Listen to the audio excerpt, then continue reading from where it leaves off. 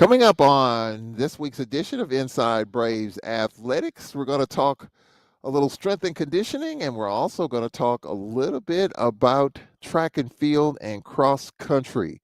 Coming up, we're going to talk with track and field and cross country coach Alonzo Banks. You can see him right there. He's coming up next. And then we'll talk strength and conditioning with Barry Gant. He's coming up next as well. So we'll take a break here. We'll be right back after this here on the Braves Sports Network.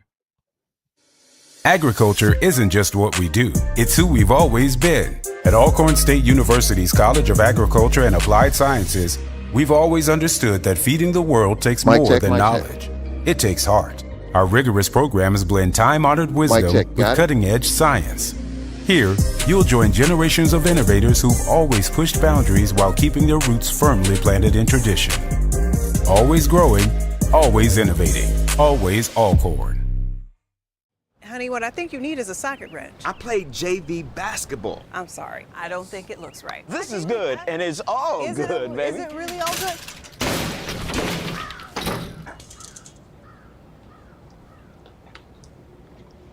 If you love me enough to routinely test your handyman skills, not to mention the strength of your marriage, then of course you'll visit nhtsa.gov/the-right-seat to make sure I'm in the right car seat. I'm gonna call my dad.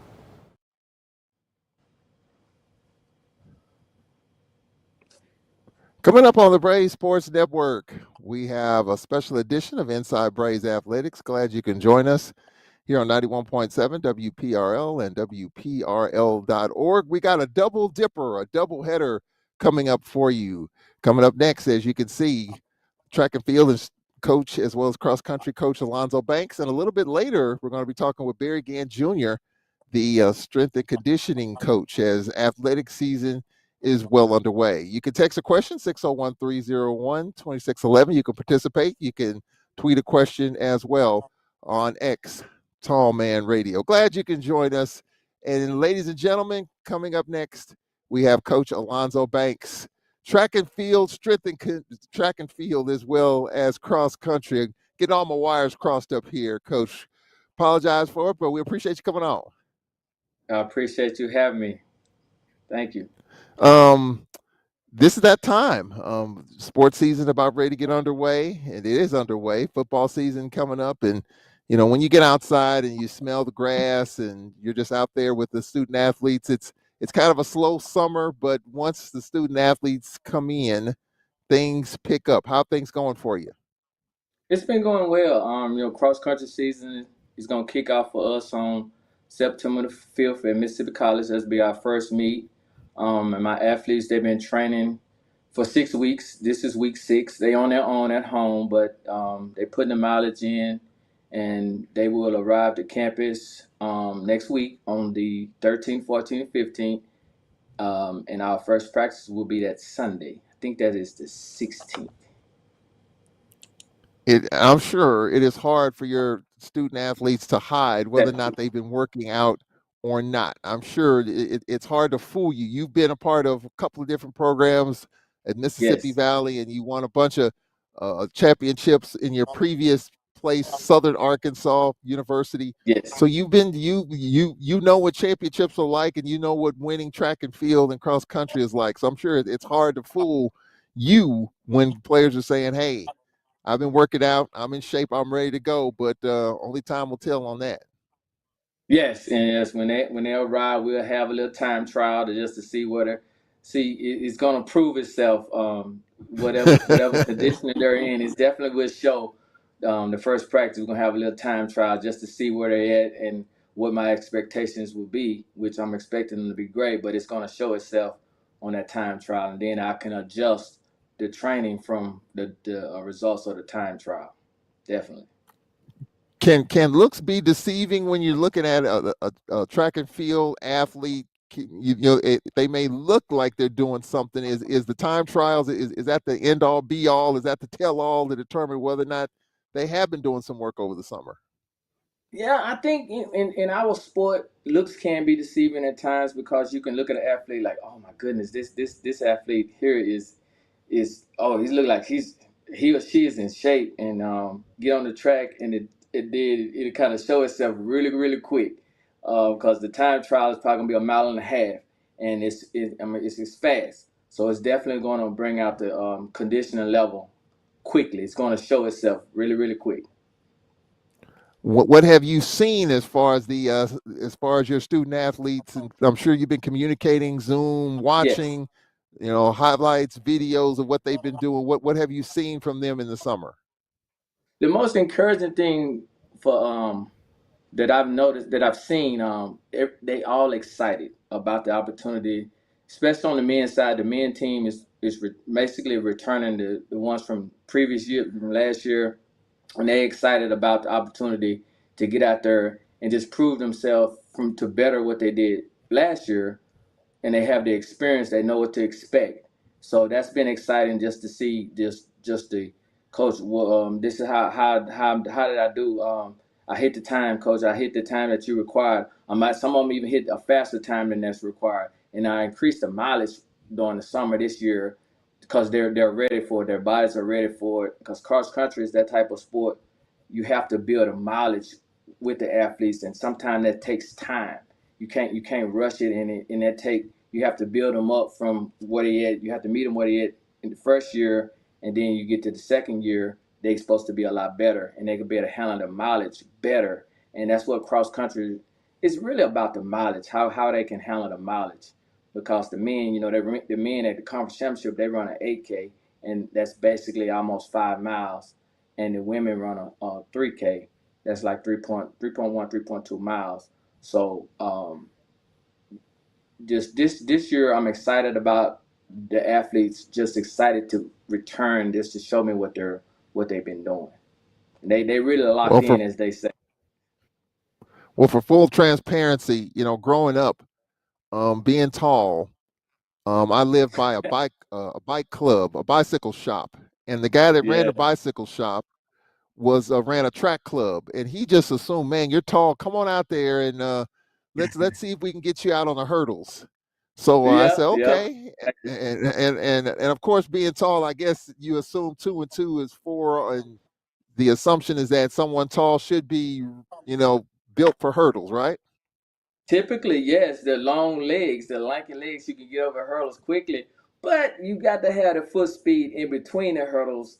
That's the kicker right there. That's the trick. You got to have the foot speed in between the hurdles, because especially if you're running the 110 hurdles, it's really, really fast, and you got to have the leg turnover to be able to go 3 steps between the hurdles really fast. So, most coaches, especially in high school, they look at an athlete. Okay, yeah, this athlete should be able to do it, but when you get out there, it'll like you say, you have to go through the trials of it to see, is the athlete capable of doing the event. Well, we just talked about it, coach. Looks are deceiving. I went Yes, out there. yeah. I went out there and he put me through the paces, and he put me through a whole bunch of different stuff. But the one drill, and I don't know the name. I think we talked about it last week. The one drill in which I tapped out after that, in which you jump over one hurdle, then the next, and the next. So you jump 10 times, you're jumping over 10 hurdles. So I jumped over the Oh. first two. I jumped over the first two, okay, but I barely cleared Mm-hmm. the third. So that meant that fourth hurdle, I had to jump a long way to jump over the fourth hurdle. I jumped into the fourth hurdle, and I damn near killed myself. So I mean, that was Yeah. my experience with track and field and hurdles, and I was done after that. Hurdles can create a fear in an athlete's heart, because typically, if athletes fall, they don't want to do the hurdles anymore, and they move on to another event or another sport. But most hurdles, even the greatest hurdles, you're gonna fall. You know what they typically say, you're not a real hurdler until you have some type of scars, so war wounds or whatever, as they say. But you fall, you get back up and try it again. If Well, it's for 40 you. years later, 40 years later, coach, I still have those scars, and I vowed never to touch another hurdle again. So if it's Right, for you, it's right. for you, but that was not for me, and I didn't think it was going to be easy, but man, it was hard. But the respect that I have for track and field athletes, because it's continuous training, just like in football, just like in basketball or any sport, it's continuous running, it's continuous working. You really can't have a day off, it seems like, in track and No, field. yeah, track and field is that sport that I think a lot of people, and I'm an advocate for our sport, and I always say our sport as a track and field cross country coach, you really don't have an off time because you're training the athletes as soon as they get here in August, and we don't stop until school is out in May. And if you guys got some athletes fortunate enough to qualify for a postseason to the regionals and the national championship, you're going all the way into June, July. So it's really this it's a sport that you constantly in season because you got cross country season, then we go into indoor and outdoor season. So and it is a great sport that and I think to me every other sport kind of it's the track and field is the sport that the other sports gonna you have in every sport you're gonna run. You're gonna do some type of running, and a lot of the coaches, a lot of other sports, they use running as some type of punishment or I don't want to say punishment, but you have to run to get in shape, and we run for fun, obviously. And I'm myself and my assistant coach, Coach Lee. He does a great job. We make it fun for the athlete because it's hard for those athletes to come out there day in and day out every day and we have to keep it fun and keep it exciting because running is hard. So Yeah. we keep the atmosphere exciting. The athletes, I want them to enjoy coming to practice, and then we don't do the same thing every day. It's thought out. It's a well thought out process that we have, and it works, and we keep it entertaining to the athletes while they out there about to pass out. But we we keep it fun for them. We are talking with Alcorn State University track and field and cross country coach Alonzo Banks. Glad you can join us. We'll be talking strength and conditioning coming up next, and I'm sure that's a pretty great partnership with Coach Gant and keeping your players in Oh tip-top yes. shape. I'm sure he does a great job with that. Oh yes, he does a tremendous job. My athletes, I have some of my top athletes who super dedicated to the strength and condition they lift. Coach Gant has been tremendous in helping them excel because obviously sprinting and power training, what Coach Gant does, it goes hand in hand. So he does an outstanding job with our athletes because you have to be strong to be able to sprint and to be able to run the distance that we run. Because if you don't have the strength, your body's going to wear out towards the end of the season. Because all that heavy sprinting it's actually tearing the muscles down and lifting the weights. With Coach Gant's system, with his program, it keeps building the muscles up. So Yeah. he does a great job with us, and I appreciate everything you do with our athletes, and they always talk about what we did with Coach Gant, and it goes hand in hand because what we do on our speed and power acceleration days, it kind of correlates what he does with them in the weight room. It's similar to what we do on the track, so it's a great partnership, definitely. Well, you've had a pretty busy, especially tail end of the season. You've had players that have done some good things in the championships. Trellis Forrest extended his collegiate career, advancing to the quarterfinals of the 400-meter dash at the NCAA Outdoor Track and Field Championships. Freshman Derek Williams making his NCAA postseason debut in the 100-meter dash. Just talk about some of the players in your track and field and your cross country program, and just the job that they did at the end of the year, getting recognition in the postseason. Okay, I'll start with Trellis. Trellis is the athlete that I began working here in May of 2023. Trellis transferred to us in the spring of 2024, and he immediately just got with the program and became just he listened to everything that I asked him to do. He trusted the program. He trusts, as they say, trust the process. He goes beyond. He's one of the leaders that I needed on the team, and he listens to my every word, and that's why he's been very successful. And this past his first year and last year in 2024, he got second in the conference championship, went 45.89, which is outstanding for him. He's never broken 46 in his career, and to be able to run 45 seconds, it's a it's a top tier performance for a collegiate athlete. And he got second last year, and this year he ran 45.28, and he won at SWAC championship 400 meter at the championships, and he was 1/10 of a second. I guess that'll be 1/10 of a second of tying the SWAC record, which is 45.27. He ran 45.28. So he's one of the athletes that's all, like they say, all dialed in. And this is his senior year coming up, so I expect great things from him. He's a great leader for the younger athletes. He's not he's not very vocal with the athletes, but they follow his lead. He leads by example, and I really appreciate all that he's done for our program. And then Derek Williams, he's just a phenomenal freshman that and Trellis is from Winona, Mississippi, so he's a Mississippi athlete that's really just helped put us back on the map, and get a lot of athletes want to reach recruiting wise because of him. And like I said, Derek Williams, freshman athlete I got from Vero Beach, Florida, he was good out of high school, and he came in and just locked in it, as they say. Like I always say, I'm a lock-in coach, and he's got a talent that's still untapped. He has a lot of room to grow, and he set the school record in 200 meters indoors and the 200 meter outdoors, and he ran 10:21 in the 100 meters, which the school record is 10:20. So his upside is just he's limitless, as they say. I expect him to continue to do even greater things going forward.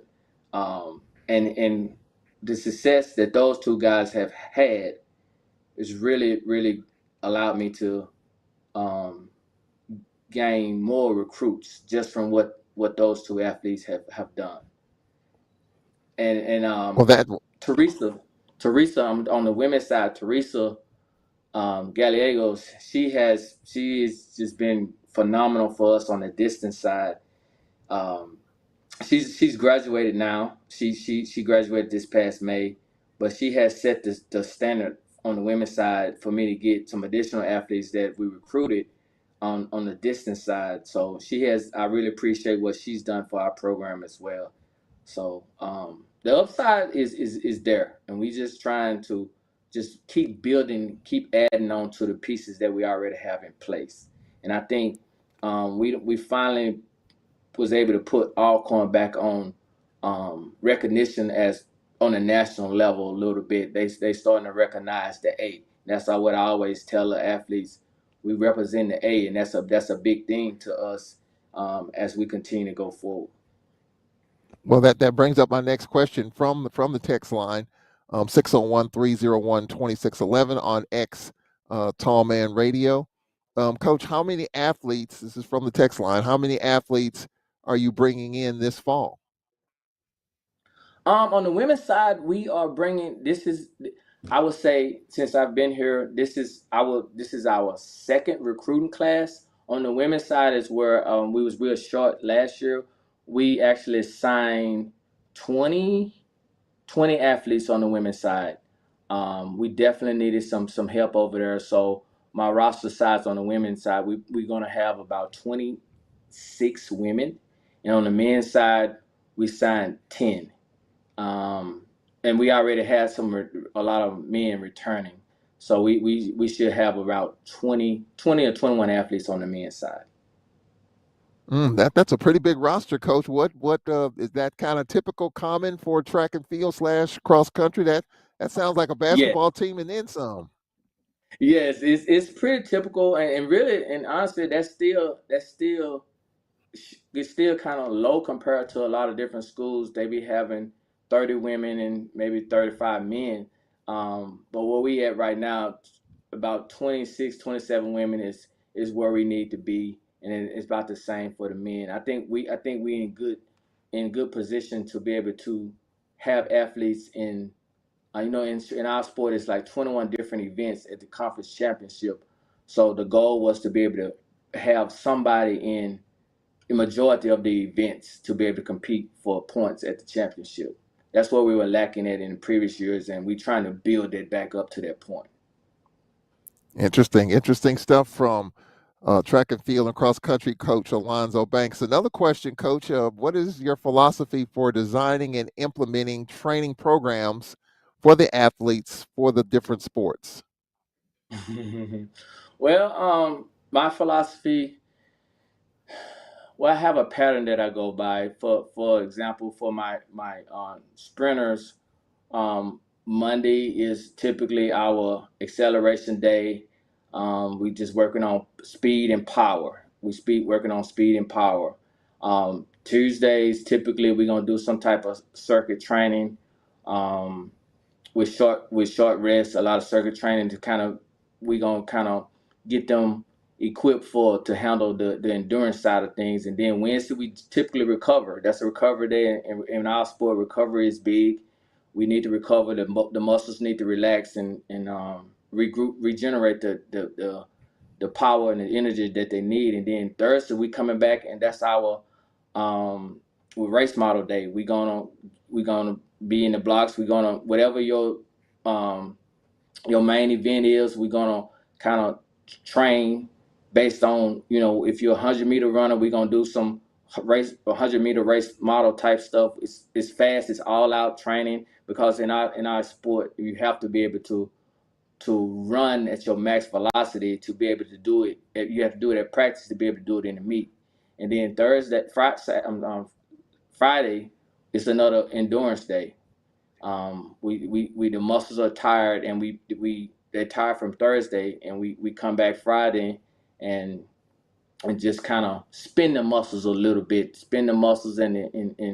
and let the heart rate get up a little bit, so the bodies will be able to handle the different rounds. Like at conference, we run the semis the one on a Friday, and then the finals will be on a Saturday. So we building the body up, the body to be able to handle that type of sprinting, that type of running at the championship. So, and then Saturday, Sunday we rest. So that's kind of like the philosophy I go by. It's a pattern that I follow, and it's been working for me since I've been coaching. I've been coaching over 9 years now, and it's a pattern that I've been successful with for ever since I developed my training plan. And it's the same I'm thing sure for cross. Yeah, I mean, go ahead and finish you said it's the same thing for cross And country it's too, the in terms of same your thing for philosophy. cross. Yeah, it's the same thing for cross. We gonna and for cross, so I'm a big speed guy for cross. We're gonna do endurance training, but speed is important as well. A lot of people may think cross country don't require speed, but it does, because a lot of times when you say you don't got the endurance in, but you're gonna need to turn on the jets, as they say, to be able to get to that finish line before your competitor. So you're gonna have to be able to sprint as well. So all of that's part of it as well. Oh, that's over my head, Coach. I tried the hurdles and speed, the 100-meter dash, and all that. There's no way. That was way over my head. Coach, just talk about coming to Alcorn. You arrived in May of 2023. Just knowing the track program, the field, Mildred Netter, the history, the tradition. Talk a little bit about that, as you've been here now for a couple of years and a couple of months now. Just talk about taking over this program and putting Alcorn track and field and cross country on the proverbial SWAC map. It seems like you're doing that bit by bit. Yes, well, I'm originally from Liberty, Mississippi. It's country, pretty much just like Alcorn, hour and a half up the road from here. And I ran track at Ole Miss during my time back in the day, and um, I was pretty successful there. And and I left there, and once I graduated from Ole Miss, I when I started coaching, I went back to Ole Miss as a volunteer assistant coach back up there, and I learned a lot from there. And then I went to a school up there over in Arkansas to kind of see if I can do what I learned on my own. And I had some success over there, and then I went to Mississippi Valley and had some success there. And then I ended up coming here to Alcorn. So what I wanted to do, and I always known about the history of Alcorn. I had countless numbers of family members who graduated from Alcorn. My wife actually has her master's from Alcorn. And then when I had the opportunity to come here as a coach, I was excited because I know Alcorn has had a lot of success in the past, and coming here in this HBCU world, it's a broader atmosphere, or the A reaches farther than what I was when I was at Mississippi Valley. So it kind of opened up more doors, more opportunities to get additional athletes. And my time at Valley was great. But it kind of helped me to be at a bigger school, to be able to reach bigger, more athletes. And the history of here, and the history has been great. They have had a lot of success in the past. And I'm just trying to just add to that. I just want to be one of the coaches who, quite a few of the alum has reached out to me, offering me their support, and that's big to me because I didn't know any of the alums, and I just want to be one of the ones who kind of just be the coach that kind of like, okay, he got the program back to where it needed to be. Because before I came here, they had a lot of the couple of years before I was hired, it was a lot of different coaches coming here. They had success, but they left, and then it was a lot of changing. And I wanted to kind of bring some stability back to the program, and where the athletes feel that they can be proud of the track and field program, and just be proud to say that they run for Alcorn. That's kind of what I wanted to do, and then I hopefully I'm doing a decent job of that so far. You are. We really appreciate you coming on. And finally, Coach, you talked about starting the season. I'll talk about again when your student athletes are coming back, and talk about the start of the season so fans can really be enthused and charged about it. Well, the athletes report to campus on when the dorms open on August the 13th, 14, and 15, and we will have our first practice on August I'm saying that's Sunday. It'll be August the 17th, and our first meet will be at Mississippi College on September the 5th, and then our next meet will be at University of Louisiana Monroe on September the 12th, and then September the 27th, we will go down there to Nichols State University in Thibodaux, Louisiana. Then we will come back on October the 10th at Grambling. Grambling going to host a cross country meet, and then we off to our conference championship will be in Tallahassee on October the 27th. October the 27th. I hope I said it. I don't know. October the 10th at Grambling. I don't know if I said.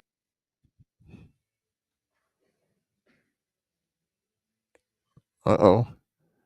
Did we lose Coach Banks? I think we lost Coach Banks right there. Well, Coach Banks, we appreciate you coming on. I think we lost you. Maybe we'll spend a little bit of time, see if he can come right back.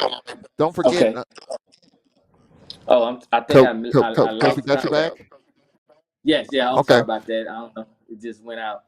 Oh yeah. But I was saying October the 27th it'll be our SWAC championships in Tallahassee, Florida, and I'm looking forward to that.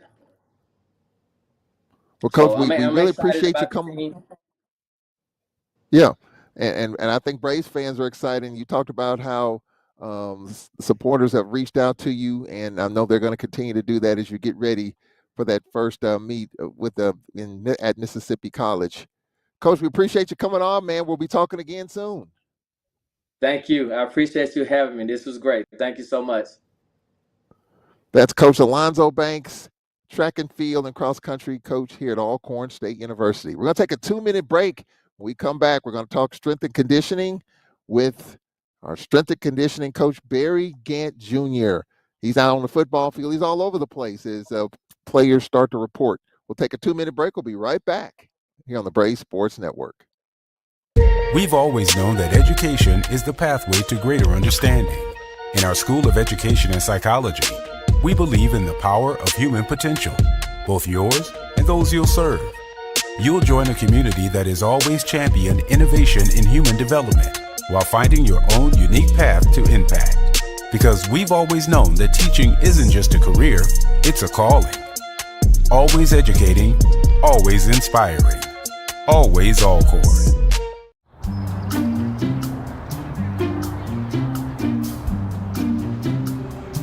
Don't worry, 74 people were picked before me in the NFL draft.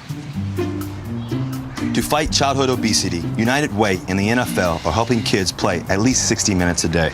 Okay, time for the team obstacle course. Yay! What this place needs is more healthy kids. To get involved or donate, go to unitedway.org/play60. Now I get it. You don't fight fair, so we'll just fight harder. We didn't come here to play around. You're going down. Honestly, I hate you. I'm stronger than you. I'm more determined than you. We're going to beat you, cancer. Because the American Cancer Society is on our team. And together, we're unstoppable. My name is John Calipari. I'm Roy Williams. I'm Jim Boeheim. I'm Tubby Smith. And I'm a coach versus cancer.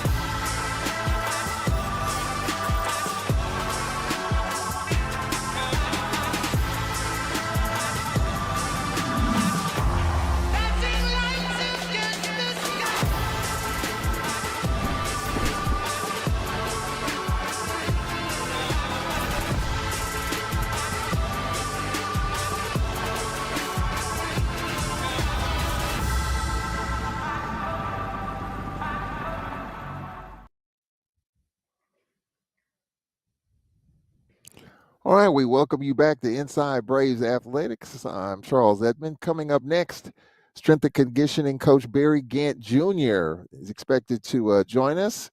He'll be coming up next. We want to remind everyone, in a couple of weeks, August 18th, we'll be live at the Rooftop Restaurant in downtown Vicksburg.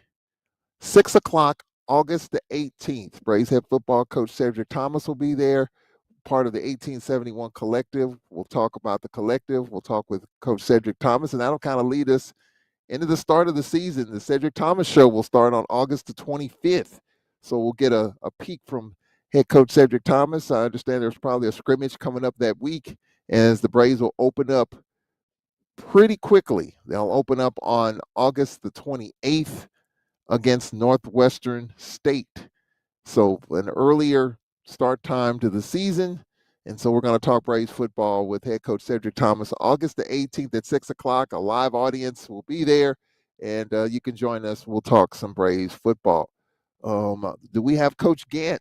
I think Coach Gant is he logged in and ready to go? I see he's trying to log in. We'll take a time out here, and we'll be right back. We'll get Coach Gant. Talked to him a little while ago. He should be coming up next. After this 2-minute break, we'll be right back here on the Braves Sports Network.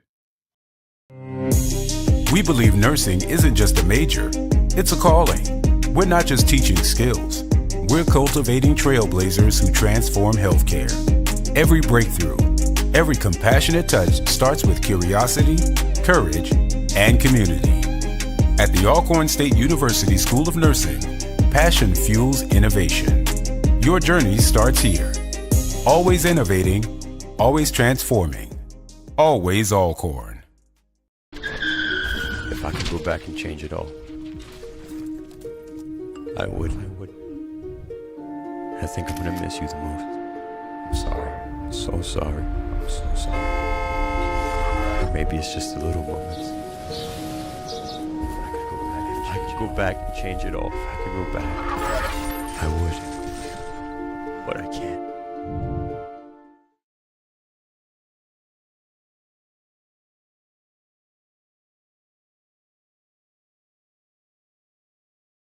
Here, every journey is unique, but no one walks alone. At the Alcorn State University School of Business, we don't just teach business, we always empower visionaries who dare to reimagine it. From day one, you'll forge connections and develop the confidence to lead in a rapidly evolving world. Join a legacy of trailblazers who don't just respond to change, they drive it. Always ahead, always empowering, always Alcorn. If I could go back and change it all, I would. I think I'm gonna miss you the most. I'm sorry. I'm so sorry. I'm so sorry. Or maybe it's just the little moments. If I could go back and change it all, if I could go back, I would. But I can't.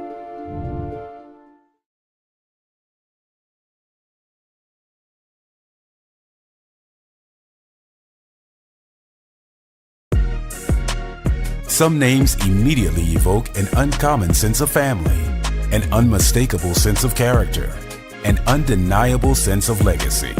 Always. Where trailblazers and innovators chart new paths of possibility. Where academic rigor empowers the strength of character to lead with knowledge and integrity. It's a name that harkens back to over 150 years of truly making a difference in our world. Always Alcorn. You don't fight fair, so we'll just fight harder. We didn't come here to play around. You're going down. Honestly, I hate you. I'm stronger than you. I'm more determined than you. We're going to beat you, cancer. Because the American Cancer Society is on our team. And together, we're unstoppable. My name is John Calipari. I'm Roy Williams. I'm Jim Boeheim. I'm Tubby Smith. And I'm a coach versus cancer. Some names immediately evoke an uncommon sense of family, an unmistakable sense of character, an undeniable sense of legacy. Always. Where trailblazers and innovators chart new paths of possibility. Where academic rigor empowers the strength of character to lead with knowledge and integrity. It's a name that harkens back to over 150 years of truly making a difference in our world. Always Alcorn. Can I get the now bar, please? $1. Have a good one. Got it. Hey, what's going on? Hey. Let me get a now bar. Sure. $1. Appreciate you. Got it.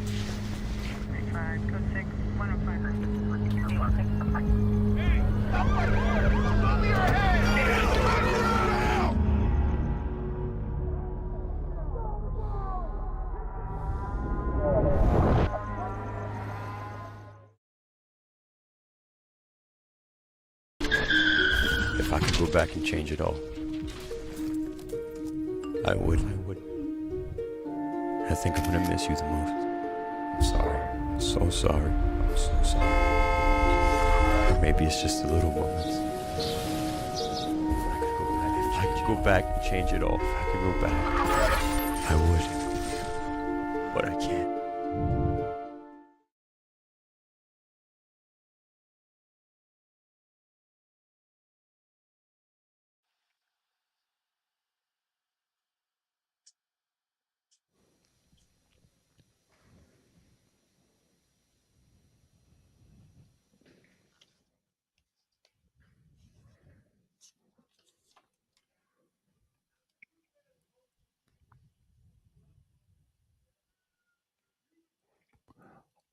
All right, we welcome you back to Inside Braves Athletics. We've got Coach Gant on now. Coach, we appreciate you coming on. I appreciate you guys having me. And are you okay? Because man, it's that time of year, man. You got football. You got all these other athletes are going to be coming in. Is this the busiest time of the year for you? It begins when the semester starts. This is kind of the prequel to that. But right now it's picking up, and know that I have those other teams reporting in the next couple of weeks. So we're preparing as best we can for them. It's always fun to begin the semester, see all the new faces, and get our athletes going again. What's fun about strength and conditioning, Coach? I would think, a success of any team is strength and conditioning. If your athletes are not in the proper condition, it's going to be hard to win. What's fun about strength and conditioning?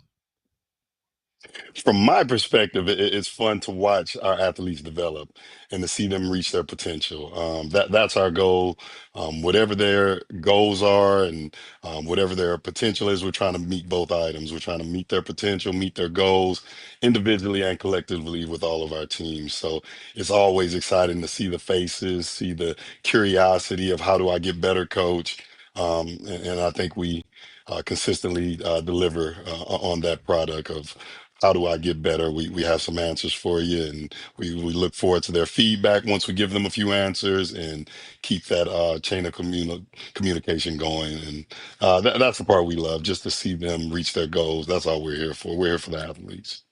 Well, it's always fun to me. I always ask coaches, when they come back in shape or not in shape. Like a coach can say, you can't fool me if you're at home eating mama's cooking and you say you're in shape and you're playing, PlayStation or whatever it is you're doing. You say you're in shape, but you can't fool me. I'm sure it's the same thing for you. I'm sure you talk to the student athletes and say, "Hey, coach, I'm doing this or doing that," and then they come back and then they they can't put one foot in front of the other. I'm sure it's pretty hard for a student athlete to fool you on the conditioning part. What kind of gives them away?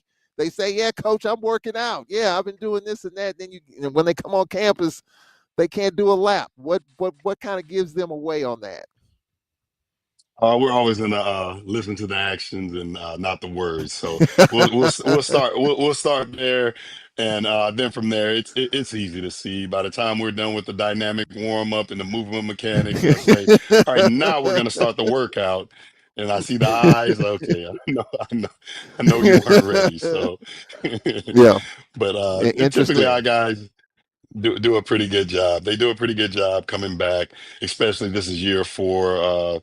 So I actually have some athletes that have been with me for 4 years. So they know what to expect for the most part. Yeah, they do. We're talking with strength and conditioning coach Barry Gant Jr. You can text a question 601-301-2611 on X of Tall Man Radio. Let's start with football, coach. First week and change of camp. How would you grade the players coming back in terms of conditioning? If you had to put a letter grade overall in totality of the football players coming back in some kind of shape, how would you grade them? I would say we're good at this point. So typically in the summer before we start camp, we get 3.5 to 4 weeks. So this particular summer, because of that early Thursday game, we were able to start before the 4th of July. So it was really 4 full weeks of training. And they really impressed me that final week because just about everything we do, I have high demands. Whether it's we're running up the hill and we're running down the hill with form. So you can run that 40 yards up the hill, but now you've got to come back down and have the discipline to hold your form. So I'm always trying to maximize every rep that we do. And I felt that that final week that we were on that hill and doing some of our final phases of our preparation, that they were dialed in and they gave us exactly what we wanted. So I had to compliment them and tell them that we just have to be consistent from this point on. So I was really happy with the way that we ended the summer. It was a strong finish. I think it was more challenging this year. Since I did have a few athletes that are have been with me for 4 years, I wanted to add a little bit, change a couple of things, and I do a little bit every year. But I think this year we ramped up a bit more and gave them some things that they hadn't seen before, and they responded to it, and I was really happy with the way that we finished. I'm sure if there's a drill after drill after drill that players hadn't seen or even heard of, you could probably reel off 10 or 11 drills that you just wouldn't think from the typical fan or even from the player's perspective, like, man, where'd that drill come from? I mean, I'm sure you probably Yeah. got a whole laundry list of drills that they could do that they didn't think that they could do or hadn't seen before. Definitely. And this year, one of the things, and I had my eye on it for a long time.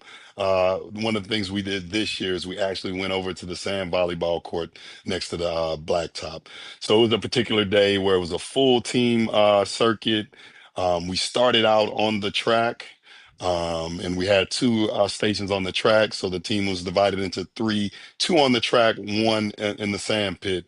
So they had to jog about a half of a mile from that track to the sand pit, and then we did drills in the sand pit, and then they jogged back to the track to finish the other two drills. But that day in the sand pit, it was different. You had to pick up your feet. We did some jumping, did some mechanics, different movement mechanics, and the whole theme was, we're changing directions, but are we in an athletic position? Are we in a football position? Is that what it looks like to be an O lineman? Is that what it looks like to be a linebacker, running back, and et cetera?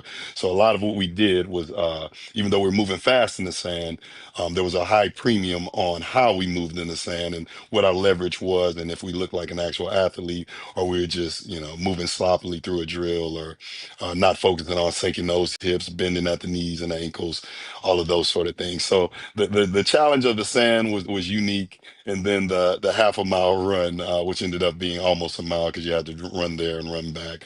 It was a challenging day. By the time I got to the cafe a little bit later on, they told me they weren't going to smile at me until Monday. So I said, okay, I'll accept that. I'll accept we did something good, and it was efficient. Part of what we do with that 4 week span, we can't overcook the meat. I guess you can say it that way. If we're on a Yeah. barbecue grill, we've got to leave it at medium well. We can't go well done because we got to start camping 4 days after that. So we do a good job of kind of monitoring the load and changing it out through the week, changing the stimulus. But we did kick it up a notch this week, and I've heard they've talked about it in the locker room. So Well, when you got players scowling at you, I know coaches love it when you're doing your job, but when you got players scowling at you, looking at you sideways, that probably says that you're doing a pretty good job, because you're getting to them physically, but you're trying to get them in the best shape possible. yes, indeed. And it was all in fun. They are a good bunch this year. One of the better bunches we've had, if not the best. The team camaraderie is really good. No one complaining. Everyone just fighting through whatever we put them through. So a really good bunch, and I'm excited for the team and for our coaches and for our But fans. I tell you what, Coach Thomas, right off the bat, is pretty hard. I mean, that first practice, you didn't come out warming up properly. Let's stretch again. Let's do this thing again. I mean, this is an important aspect of it, and getting in shape, staying in shape, and even stretching and conditioning in the early stages of practice, because practices are pretty long and tough. Definitely. And that's one of the things we began to preach in January: just be quiet and work. And the talks in the weight room were simply, everything we do, whether it's a stretch, whether it's the squatting, benching, sitting in the meeting room, everything has to align with winning on Saturdays. If it doesn't align with winning on Saturdays, we need to readjust our thought process, our physical process, or whatever we're doing. So we kept delivering that message throughout January, throughout spring ball, throughout the summer. That's the message. If it doesn't align with a Saturday, it's not good enough for us, because there are no rewind buttons on Saturday. So coach rewound that practice, and uh, we get that moment back, but we don't get them back on Saturday. So once again, we reiterated that after practice, that you don't get redos on Saturdays. You have to do it right the first time. So. Mm. Interesting. We're talking with strength and conditioning coach Barry Gant Jr. Got a couple of questions that have come in. Coach, when it comes to football, it starts in January. I mean, when players come back in January, you all hitting iron in January, getting ready for spring ball. Very short period of time after that, and then it's the summer, and then it's football season. Very little time, downtime. Football is definitely 12 months. And from a conditioning standpoint, this kind of the new norm now. I mean, there really is no downtime in terms of conditioning and keeping your body in shape when it comes to football. Definitely. There isn't a lot of downtime. What we'll do, though, in the beginning of each of these sessions, we'll kind of go movement 101. So you get a little bit of time to sort of break in that first day, first week, where we're working on your movement mechanics, your starting and stopping, your jumping and landing mechanics, speed mechanics, so that we can then turn up the volume. But definitely, it's year round. They're expected, once we end the semester, to go home and begin working. For me, what I'll tell our team, because they've been with me for the 2 semesters, and is the month of May is yours to do any different type of training that we don't do typically. give your body a break from the usual things that we do. So I'm asking them to swim. I'm asking them go play volleyball, stay active. We don't do a lot of kettlebells, so go swing kettlebells. Whatever you do, try to do something a little bit different for a couple of weeks, and then we're right back at the things that we know make us great. Just to give the body a break because it is year round, and repetitive movement is a precursor to injury. So I do want them to get away when time allows for it, but the getaway is really not a rest. It's just kind of changing your poise, and we've got to do a couple of things a little bit different to give the body a break from the stop and the start, and that we do in all of those movement patterns that we're going to be in for the rest of the year. Which is harder, coach, in terms of just staying in shape? Is it harder to stay in shape or just the wind down? Just like you have to give your body a break, but you're in that rhythm and you're in that routine. It's hard to wind down and then have to pick it back up. Which is harder, the wind down or just to stay in shape overall? I would say explaining the wind down and how that works for our athletes. A lot of our athletes still don't understand that you can't just keep pushing the gas pedal. There needs to be a wind down moment. So in weightlifting, it's just about every three to 4 weeks. So we'll have what we call an offload, and your body needs the same thing for movement or the movement patterns that we do. So explaining that and getting them to understand that you can't just hit the gas pedal from January to August without taking a break, getting off the gas pedal, changing that. I think that is the toughest part. And then the initial get in shape. Once you get in shape, I always tell them from our big guys to our skill guys, once you get in shape, never get out of shape. Because the first get in shape process where you're understanding college athletics and competing to your brother next to you or your, and our sisters with volleyball. And that's what I told them, you got to compete against your sister. That is different than just being home alone and training by yourself. So understanding what that looks like, competing with your brother, competing with your team, a team setting, it's a lot more challenging and a lot more competitive than just training on your own. So once we get you in shape, never get out of shape is kind of the message. Yeah, a basketball coach said, if you go 1 or 2 days without practicing, even though it's a wind down in terms of a day off, but if you get out of kilter in basketball, it take you a couple of weeks to get yourself back into that rhythm, back into shape. It's the same thing for football. You think that if you're a big offensive lineman and you've been down with a knee issue and you're not doing much for 2 weeks or 3 weeks, to get yourself back, it takes just that much time. The time that you were down, it takes just that much time to get back. Is that about the way it goes for football? It depends on how you approach it because so if this happens in season, we want them to mentally be there. And anytime in training, other than a lower back injury or something that's really going to require surgery, we're still training. So we're going to do core, we're going to do the right side of your body or the lower body only or the upper body only, whatever we're going to do. We're going to put you in a situation where you still competing and mentally engaged with your brothers or your sisters. So that's our goal. If you hurt something other than the lower back or other than surgery where we know you're gone, we're going to work. So you never disengage mentally. And I think the process can be a lot faster than the 1 or 2 weeks. You can step back in as that injury heals and you're right back, a couple of practices in, knock the rust off and you're good to go. So I wouldn't think it takes that long unless you take a true, I'm going to take 2 weeks off. Now because the part of it is in the mind. It's 90% mental to get back into playing shape. Well, so there's always something that you can do, even though one part of your body may, unless it's a serious back or something, which you can't really do much. There's something you can do to kind of at least keep the rhythm going. Definitely, and stay mentally engaged. The injury road is a lonely road, so as much as we can get you in the weight room with your peers, with your teammates, that keeps you engaged mentally and as well physically.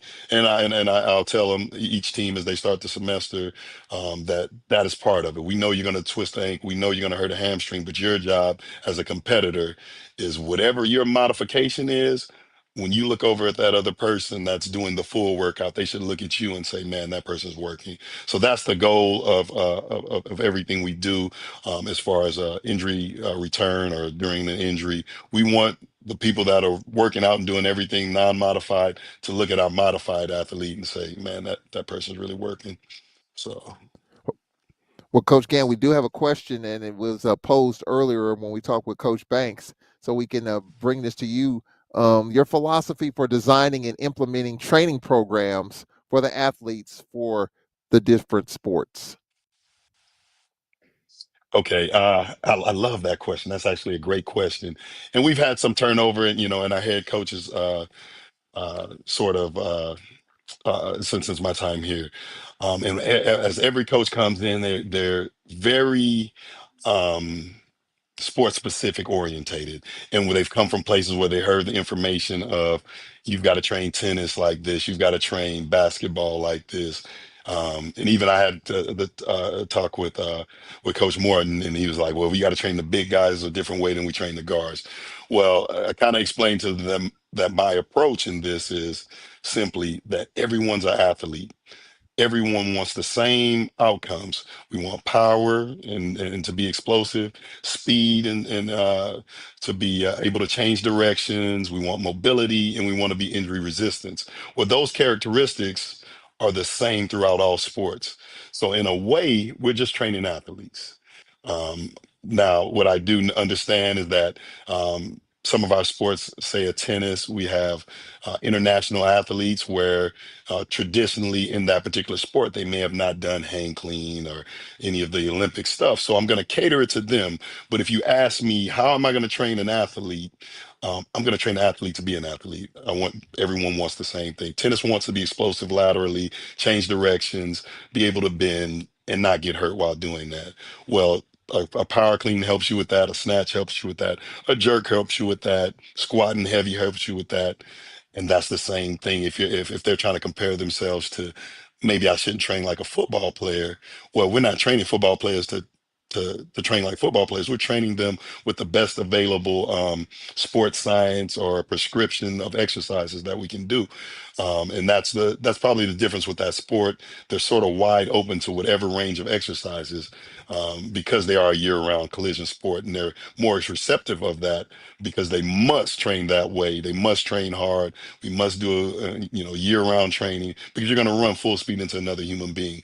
But in general, to answer that question, I want to train everyone like an athlete. What that'll mean is something different from each team. We won't make them do anything that is unsafe or that traditionally they haven't done a lot of. We'll try to teach them some things, some basics.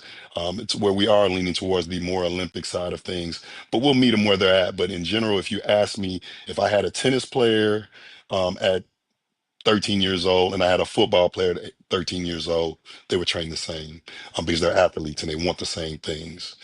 But understanding where they are by the time they get to meet in college, 2 to 3 years left, 4 years at the most, we're going to meet them where they're at and we're going to make it a little more sports specific that way. But otherwise, we just train them like an athlete. Well, I see videos from schools all over the country. They run stadium steps. I mean, I Yes. look at different schools, and whether it's football players running stadium steps or baseball players or tennis players, they all run the stadium steps. And I think to your point, that's something. I mean, that's tough to do in any stadium. Doesn't matter how big or how small, it's still tough to do.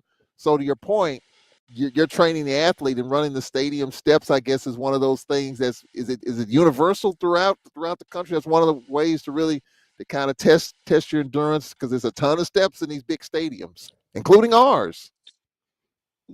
Definitely, I think you see that a lot because the stadiums are all available on every campus. So that's sort of a universal thing. Everyone has, or most campuses have a football, as one of their sports, and so they have those stadium steps. So they're going to do it. The other thing universally that we know works is sprinting. Sprinting is about 4 to 5 times the G forces, of your body weight. We can't, simulate that in a weight room. I can't put 4 to 5 times their body weight on a squat bar.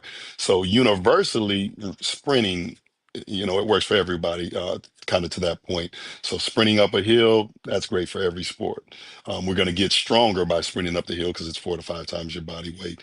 Jumping is somewhere between 8 to 9 times your body weight. So plyometrics, that's great for every sport. So a lot of things are universally used.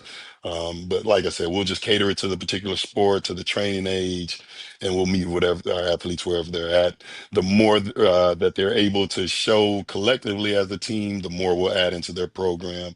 And if we ever get a young team, we'll just regress back and move those guys, ladies or gentlemen, forward to the proper tempo of what they're allowing us to do. So we always have more for them, and I told them that if we don't have more, and you've reached our apex, we'll just go out and find some new information, and we'll keep delivering a great product to you. So yeah, challenge me. The sky's the limit.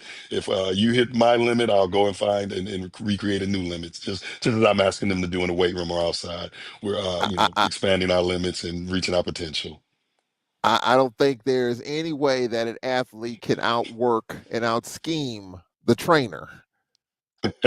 You're gonna find something. You're gonna find something to motivate and challenge their mind as well as their body. I'm sure you can probably reel off 50 different drills right now that athletes hadn't even heard of before.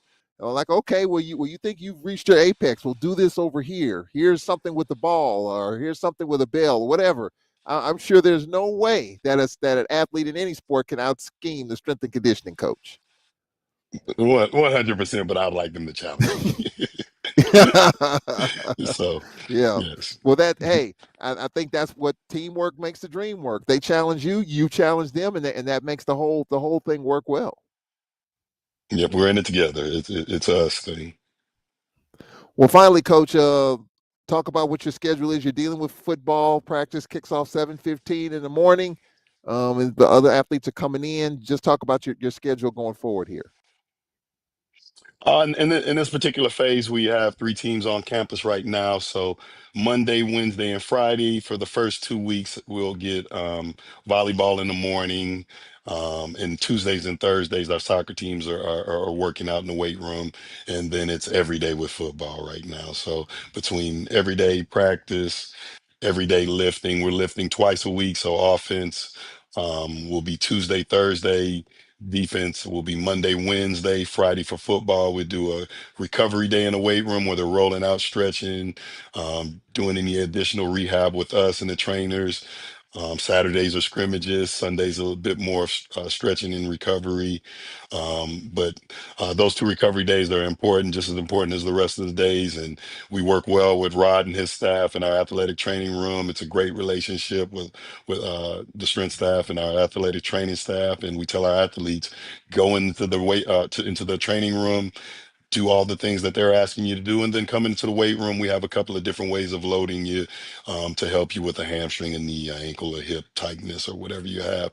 So our relationship is, it's the best of both worlds. Go to both departments and get yourself back into competitive mode as quick as possible if there's something bothering you. Coach Gant, we really appreciate you coming on, man. We'll be talking again soon. I appreciate you guys having me, and go Braves. All right, that is strength and conditioning coach Barry Gant Jr. joining us here, as well as early on, Alonzo Banks, track and field and cross country coach. We appreciate everyone checking us out. August 18th, mark it on your calendar, 6 o'clock at the Rooftop Restaurant in downtown Vicksburg. We'll have a live broadcast.